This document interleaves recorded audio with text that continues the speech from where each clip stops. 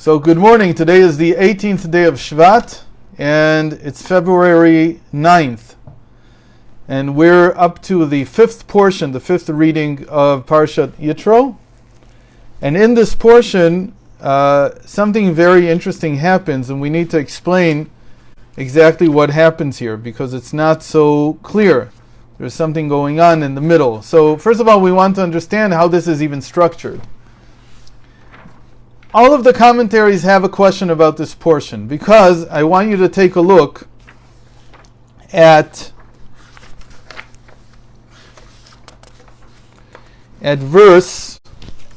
chapter 19, verse 16, 15 and 16. Okay? Hold on. Yeah. So something very interesting happens in verse 15. Let's see. I'll read it from the English. Moses said to the people, "Keep yourselves in readiness for a 3-day period. Do not approach a woman." So he's telling them right now that there's going to be this mitzvah that before they receive the Torah, they have to be pure for 3 days. Then in verse 16 it says, on the third day. So what happened? We just skipped 3 days. He tells them, you're going to have to prepare for 3 days. And then he skips 3 days, and he goes directly to the 6th of Sivan, the third day after he gave them this prohibition to stay pure before they received the Torah. So all the commentaries discuss this, and everybody's in agreement that this continues. What happened during these 3 days continues in chapter 24, verse 1. If you want to turn to that for a second, just so that you can see the order.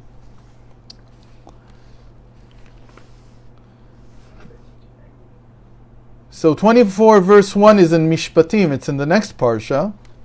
And there he starts and he says, on the 4th of Sivan, God had said to Moses, when I will give you the Torah on the 6th of Sivan, meaning after the 3 days, you and Aaron, Nadav and Avihu, and 70 of the elders of Israel will go up the mountain and prostrate yourselves from afar. So it's very important to know that there's a skip here.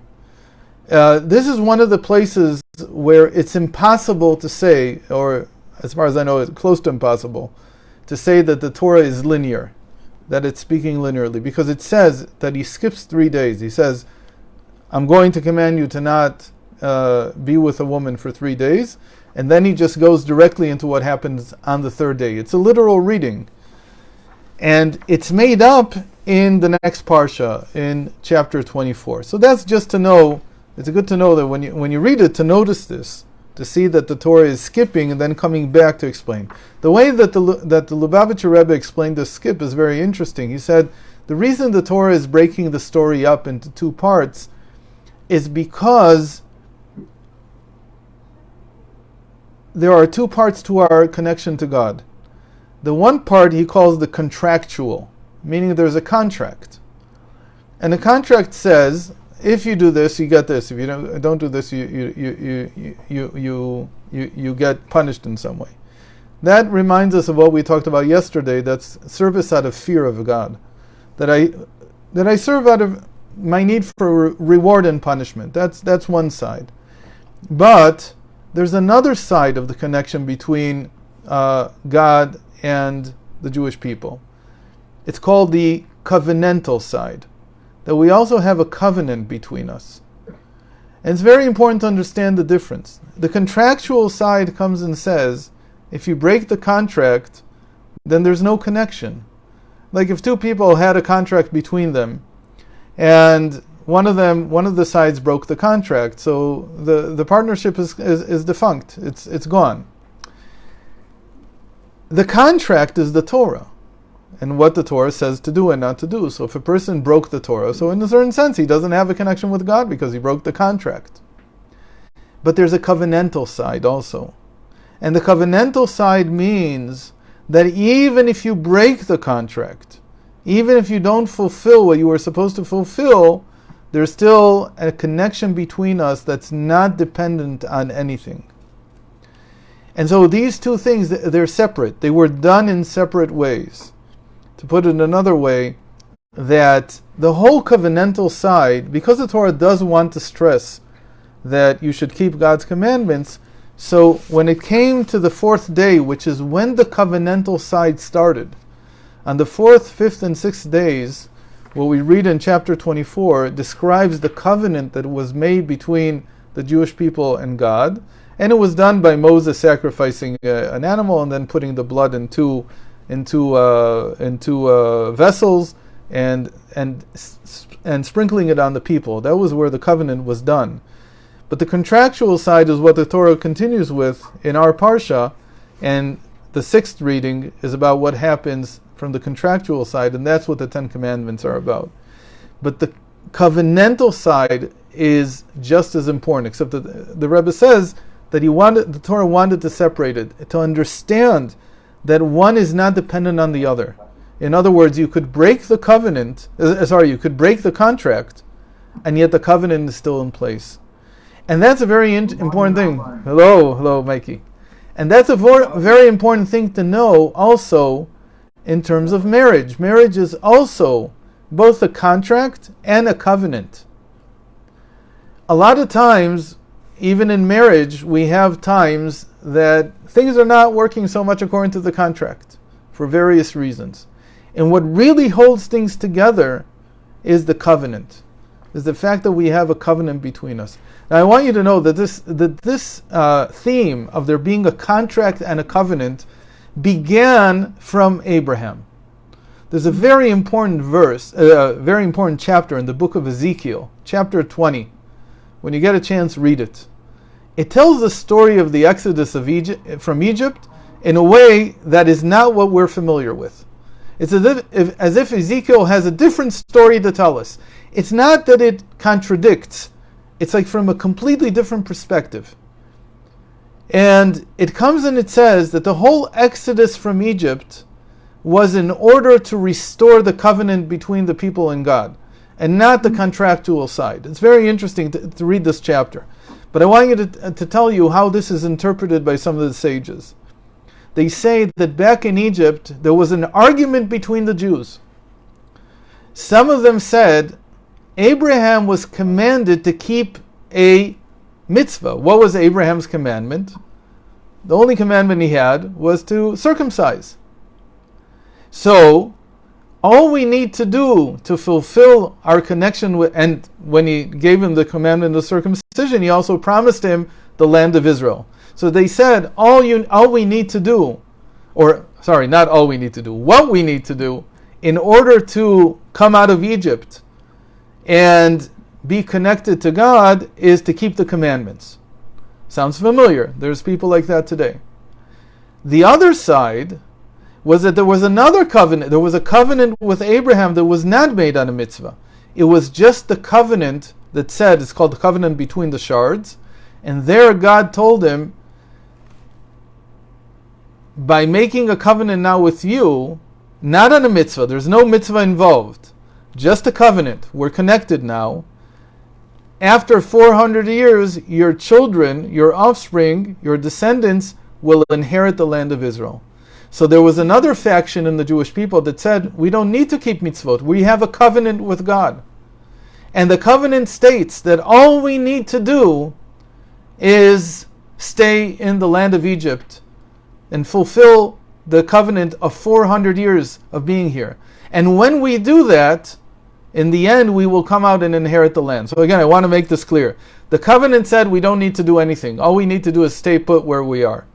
We can just be Egyptians, and in the end, we'll come out. And the people who took the circumcision said, no, it's not that simple. You have to keep commandments. And there was a debate between them. They couldn't decide which one was right. Then Moses came, and now we can understand why Moses is such a big novelty. He came 190 years too early, because they had only been in Egypt for 210 years. And he said, if you take upon yourselves to keep the commandments, I can take you out now. He came and said, you're right. The ones who say there's a covenant, they're absolutely right. After 400 years are over, the tides of history will move, and you'll come out of Egypt without any no strings attached. However, if you want to come out now, you need to keep the commandments.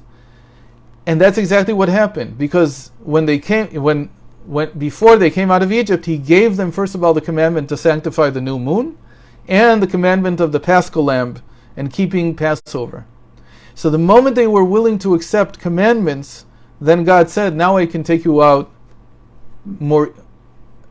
earlier than the covenant with Abraham said that I could take you out. So that's a very important thing to know, that commandments, even though we do them not for reward, because we have the covenant, which is above that, but still the commandments have an effect. And what's their effect? And that's why the Rebbe stresses so much, because their effect is that even though we're tied to Hashem anyway, but they make things happen faster.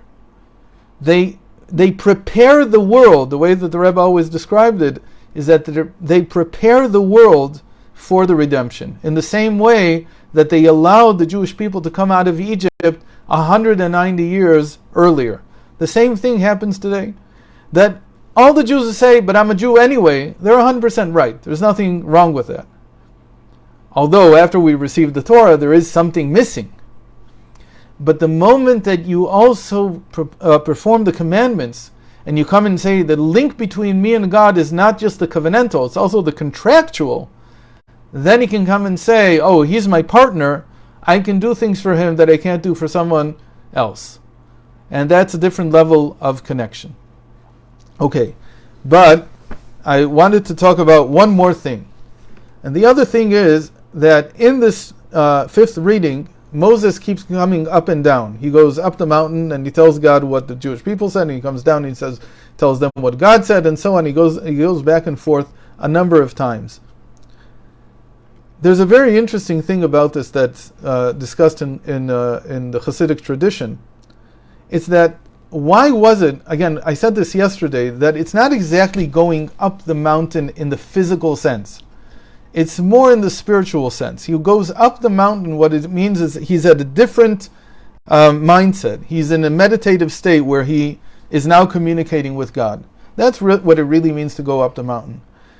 The question is, why are they separate?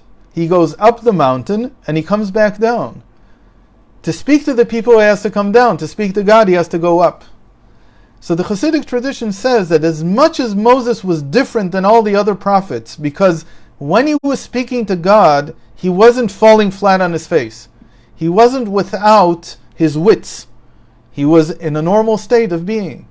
But he still couldn't talk to people. He was in a state in which he was entirely focused on the divine, and he couldn't understand the mundane. Rav Steinsaltz once told me that the great thing about the Rebbe, for instance, wasn't that he was close to prophecy or maybe even a prophet. The great thing was that when people came to him with problems with their money, he understood exactly what they were saying and he gave them good advice. He says, why? Because a person at that level doesn't see the world the way we see it. A person at that level sees the world as something spiritual. And he looks at people and they say, I have problems with my money. It's almost like a child who's 6 years old coming to me and saying, I was collecting cards and I lost some. Say, okay, you lost cards. What's the big deal? He has baseball cards or something. It's not expensive cards, just regular cards. And he comes and he cries and he doesn't know what to do and he's all lost.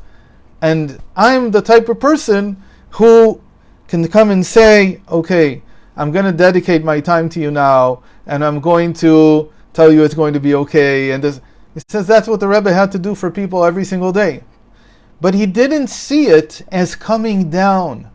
He understood the problems of this world as if he was below, as if he was one of us entirely. And they say that from the time of the Ba'al Shem Tov, it was different than Moses. By Moses, it was still going up the mountain and being only able to speak to God, and then coming down to the people and being able to understand mundane problems, day-to-day issues. But from the time of the Ba'al Shem Tov prayed for one thing, for a gift from God, and he received it, they say, that he could at the same time be above and below. And so even when he's connected to the spiritual aspect of the world, he can understand the physical aspect. And that's a very important difference from our time to the time even of the giving of the Torah. That Hashem has given another gift into this generation. It's called the tzaddik. And a tzaddik is a person who's both above and below at the same time. That's how the Zohar describes the tzaddik. It says, the tzaddik is achid bishmaya uve'ara. That he's one in the heavens and the earth. You can understand that he's one, maybe that he's singular, there's only one like him. But the real meaning is, he's one in the sense that he unifies the heavens and the earth.